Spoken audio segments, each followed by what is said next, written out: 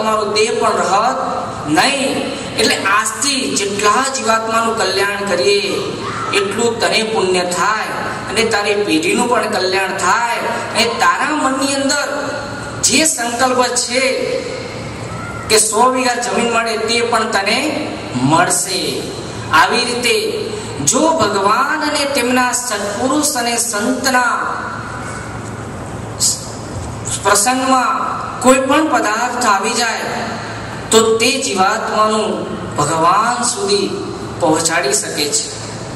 નિષ્કુળાનંદ સ્વામી પણ કહે છે કે જેમ સર્વોપરી શ્રી સ્વામિનારાયણ ભગવાન આ લોકમાં પધાર્યા અને જીવાત્માનું અનંત જીવાત્માનું કલ્યાણ કર્યું ને તેવું તેમના સંતો પણ તેવું ભગવાન શ્રી સ્વામિનારાયણના અક્ષરધામની પણ પ્રાપ્તિ કરાવે છે.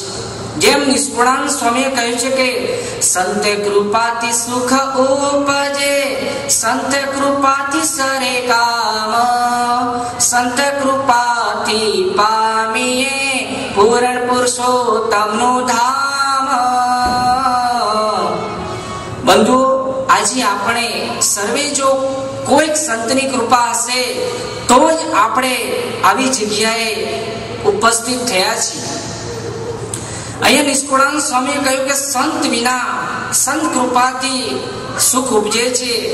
જેમ સર્વોપરી શ્રી સ્વામિનારાયણ ભગવાન આપણને એક પ્રસંગ સમજાવે છે કે સ્વામિનારાયણ ભગવાનના વખતમાં અસંખ્ય જીવોના કલ્યાણને અર્થે સંતો અનેક જગ્યાએ ઠેર ઠેર વિચરણ કરી રહ્યા હતા.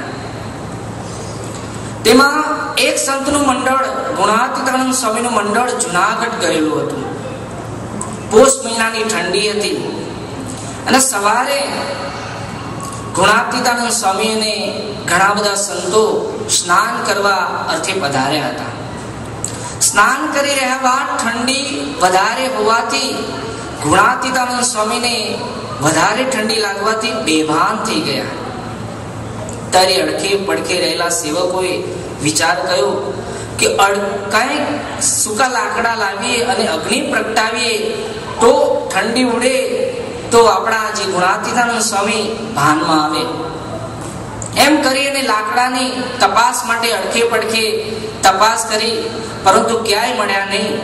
પરંતુ એક મુસ્લિમ બાઈ અને તેનો 10 વર્ષનો બાળક આ જંગલમાંથી લાકડાની વારીઓ લાવી અને ત્યાં ગામની ભાગોરે વેચતા હતા. સંતો અડખે પડખે આંટા મારે છે.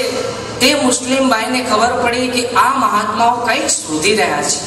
નાના બાળકને તપાસ કરવા મોકલ્યો. તપાસ કરવા મળ્યું કે અમારા ફકીર બાબા, અમારા સંત મહાત્મા તે ઠંડીના કારણે મૂર્છિત થઈ ગયા છે. તેમને તપાડવા માટે લાકડા જોઈએ છે. બાળકે તેની માતાને વાત કરી. તેની માતાએ તરત જ લાકડાની વારી આપી અને તે બાળકને સાથે મોકલ્યો અને અગ્નિ પ્રગટાવી અને જ્યાં ગુણાતીતાનંદ સ્વામીને તાપ પડવાથી મૂર્છિત થઈ ગયા હતા તે ભાનમાં આવ્યા અને તેની અતથી બધી વાત સંતોએ કરી કે આપને ઉપયોગમાં આ મુસ્લિમ બાળકે લાકડા આપ્યા અને આપને તપાડવાથી આપ ભાનમાં આવ્યા. ત્યારે ગુણાતીતાનંદ સ્વામીએ તેને કહ્યું કે હે બાળક, તમે રોજનું કમાવો છો ને રોજનું જમો છો.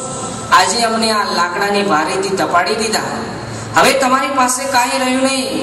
તમને ખબર છે કે અમે મહાત્મા ફકીર બાવા છીએ અને અમારી પાસે કાંઈ નથી, છતાં પણ તેમને કેમ તપાડ્યા?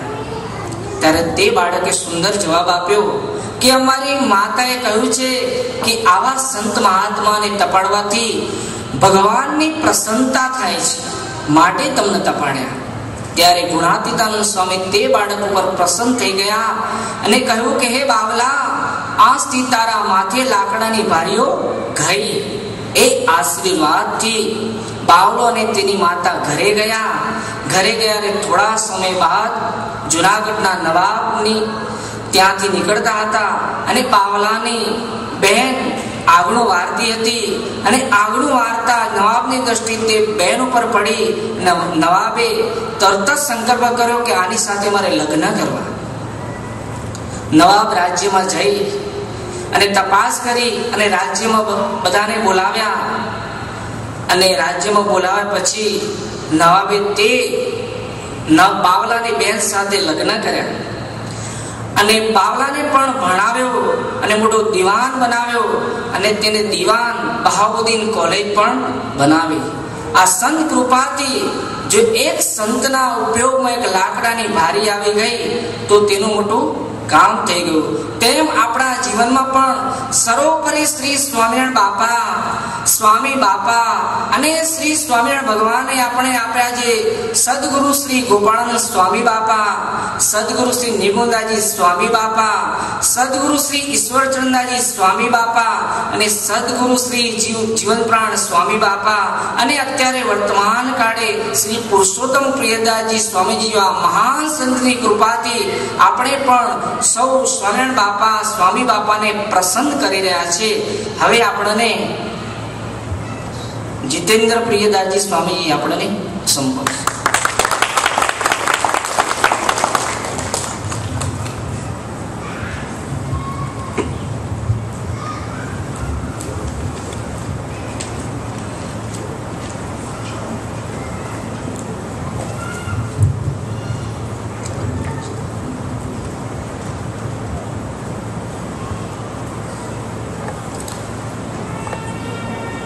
અક્ષરધામના અધિપતિ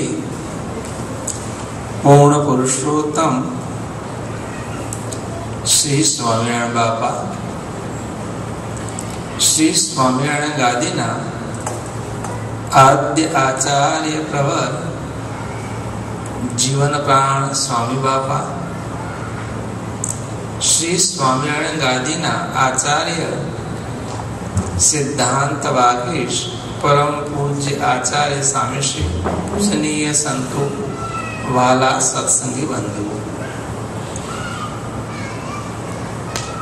આજે અમારે આ પ્રવીણભાઈ, રસિકભાઈ, નયનભાઈ, નરેશભાઈ વગેરે ભક્તોની પ્રાર્થનાથી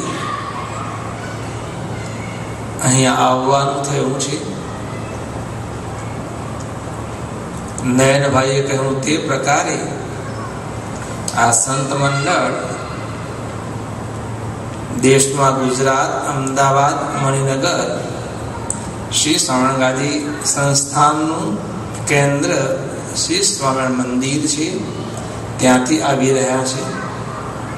જ્યારે બંધુ અમે એ ધામમાંથી આવી રહ્યા છીએ ત્યારે એ ધામમાં બિરાજમાન અક્ષરધામના અધિપતિ પૂર્ણ પુરુષોત્તમ સર્વોપરી સર્વાવતારી શ્રી સ્વામિનારાયણ બાપા ઘનશ્યામ મહારાજ, જીવનપાલ સ્વામી બાપા અને પરમ પૂજ્ય આચાર્ય સ્વામીશ્રીના આજની આ સભામાં હાજર રહેલા સર્વ સભાસદોને દિવ્ય આશીર્વાદ સહ જય શ્રી સ્વામિનારાયણ. નયનભાઈએ વાત કરી કે ઘનશ્યામ મહારાજ નાના હતા, બાળક હતા, બાલ્યાવસ્થામાં હતા. ભગવાન સખા સાથે રમવા જતા, નવા નવા ખેલ કરતા. સામાન્ય બાળક જે પીડા કરે ભગવાન પણ એવા જ ખેલ કરતા. પરંતુ ભગવાનની એક એક ચેષ્ટા, નાની મોટી દરેક લીલા સહેતુક હોય છે. નાના એ ઘનશ્યામ પ્રભુ સખાઓ સાથે છપૈયામાં રમવા જતા તે સમયે સખાઓ સાથે રમતા ત્યારે પોતે એકાએક એક ઊંચા વૃક્ષ ઉપર ચડી જતા અને વૃક્ષની ઊંચી ડાળી ઉપર જે બેસતા, પશ્ચિમ દિશા સામે મુખ કરીને બેસતા અને કઈક ઊંડા વિચારમાં ઉતરી જતા. તે સમયે બાળ સખાઓ ઘનશ્યામ પ્રભુને પૂછા કરતા કે હે ઘનશ્યામ, જ્યારે જ્યારે આપણે અહીંયા રમવા આવીએ છીએ ત્યારે ત્યારે તમે આ વૃક્ષ ઉપર ઊંચી શાખા પર બેસીને પશ્ચિમ દિશા સામે મુખ રાખીને ઊંડા ઉતરી ભૂલી જાઓ છો તે તમે શું જોવો છો, શું વિચારો છો? ત્યારે ઘનશ્યામ બાળ પ્રભુ સખાઓને કહેતા કે મિત્રો, હું એ જોઉં છું કે મુમુક્ષુઓ કઈ દિશામાં વધારે છે, મોક્ષની ઈચ્છા વાળા જીવો કઈ દિશામાં વધારે છે. મને જણાય છે કે પશ્ચિમ દિશામાં મુમુક્ષુઓ ઘણા છે. મારે મુમુક્ષુ જે જીવો છે તેનો આત્યંતિક મોક્ષ કરવો છે. મારે જલ્દી જલ્દી તેમની પાસે જવું છે. એ વિચારમાં હું કઈક મગ્ન થઈ જાઉં છું. ભગવાને નાની ઉંમરમાં ગૃહ ત્યાગ કર્યો. સારા